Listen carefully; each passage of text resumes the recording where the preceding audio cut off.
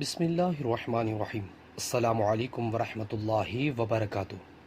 حضرت ابو ہریرہ رضی اللہ عنہ سے روایت ہے کہ رسول اکرم صلی اللہ علیہ وسلم نے فرمایا کہ شیطان آدمی کے سر کے پیچھے رات میں سوتے وقت 3 گرہیں لگا دیتا ہے اور ہر گرہ پر یہ افسوں پھونک دیتا ہے کہ سو جا، ابھی رات بہت باقی ہے۔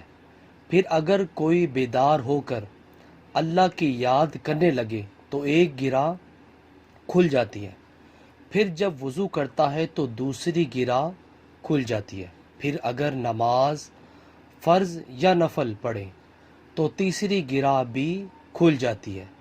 اس طرح صبح کے وقت آدمی چاق و چوبند خوش مزاج رہتا ہے، ورنہ سست بد مزاج رہ کر دن گزارتا ہے۔